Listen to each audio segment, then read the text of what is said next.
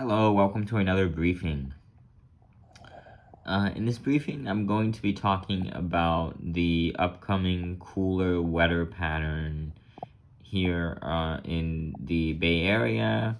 I'll try to brush a little bit on the Western US, or at least California in general, but I do tend to focus on the Bay Area and California region in most of my briefings, since this is where I'm based. Anyways, I'm going to be talking about the series of inside slider upper level low pressure systems troughing in the jet stream that's going to be predominating and bringing some cooler and possibly wet conditions, possibly the first rain showers of the meteorological fall of 2024 for much of the West. So first thing I want to show is the pressure heights map and pressure height anomalies at the 18,000 foot level. And so as I put this into motion here, this is going through Friday. This is today. You can see there is a upper level low pressure system and the trough associated that is exiting Montana. It's pushing up into Canada as we go through the day today. And so then the flow becomes more zonal. We have more of a west to east zonal flow for much of the western United States. And what that means is pretty much average temperatures, seasonable weather.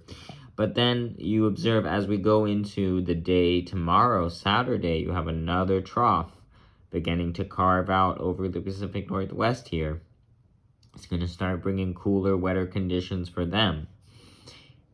And then you have this driving south, and then as you go into Sunday evening, you have this upper level low that has carved out a pretty strong upper low for this time of year. As you can see, the height anomalies are quite low. It's a 561 decameter low. That's pretty low for this time of year. And you can see it is unfortunately, it's tracking right along the coastline instead of off the coastline.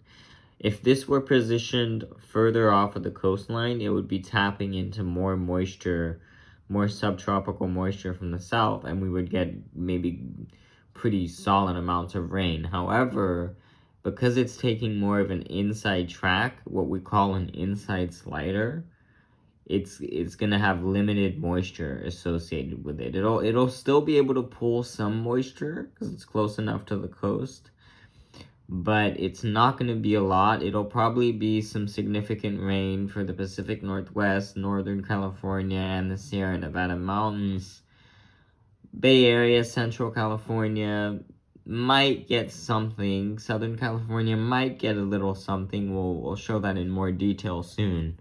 So it's not going to be a very juicy system, a wet system, but it could bring something. And for September, that's pretty good. We don't usually expect those big, monstrous systems over the Pacific until the winter months anyways. But this is expected to be a La Nina year, and this is a kind of pattern that we do see a lot during La Ninas, with a lot of inside sliders, with a big ridging over the Gulf of Alaska and a lot of inside sliders in California. So that's not always what happens. You know, we had a moderate La Nina 2 years ago, and we had actually a very zonal flow, and we had subtropical moisture tapping in from the Madden-Julian oscillation, and we had a lot of storms. So what typically happens isn't always what happens. It's important to keep that in mind. Anyways, we go through Monday here, and you see the system continue to push south, so we will likely have rain, some rain at least for a lot of parts of California. It won't be a lot, but we're looking at a good potential of some rain. And I was just showing you the wider view here because I wanted to show how the atmosphere is a fluid and everything works together.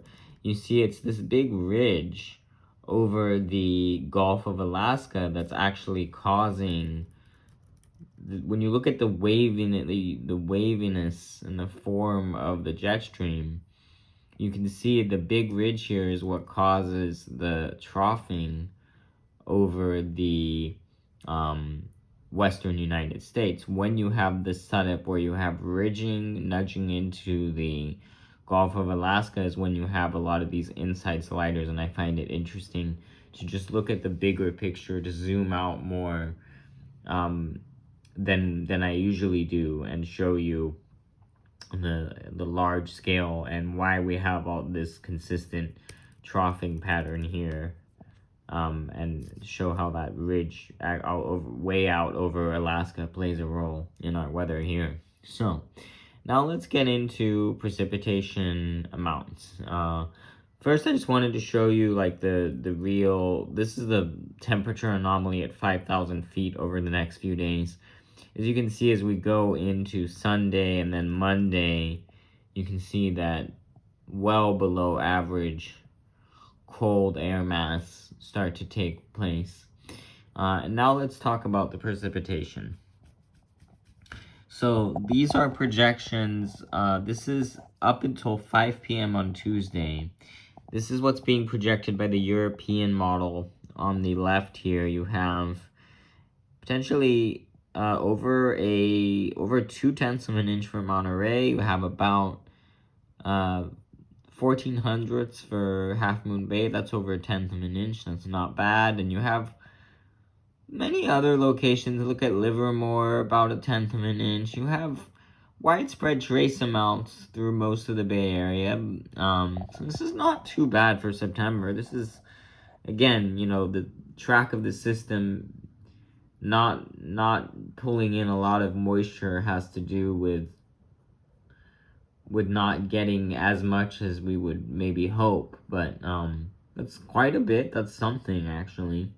And the GFS showing similar, a little drier perhaps for Central California. GFS is a little more focused on rain in Northern California and parts of the Sierras, even into parts of Nevada as well, as you can see. If you look at the national blend of models, by 5 a.m. on Thursday, not a lot. The national blend of models is very conservative for the Bay Area, only trace amounts really. Sacramento could pick up 1/10 of an inch on the national blend. National blend of models very generous for the Sierra, but 1/2 an inch for Salt Lake Tahoe. Areas in Northern California in the mountains could pick up over an inch with widespread amounts of 1/2 an inch, maybe even all the way down to Redding. So something to watch. I'll continue to watch this and post any updates if I feel like any updates are needed as new computer model runs come out. If you're looking briefly at temperatures, SFO looking at 70 degrees for Saturday, and then dropping down into the mid-60s Sunday through Wednesday as those cold systems move in. Not a lot of change. We don't typically see a lot of change at this station this time of year because it's so close to the water. But you'll notice a little bit of a cool down. And then warming up potentially by next week after the system's passed to more seasonable September weather, which can be pretty dry, and then occasionally we will get offshore winds, and that can heat things up a little more. If you look at, let's look at Sacramento now.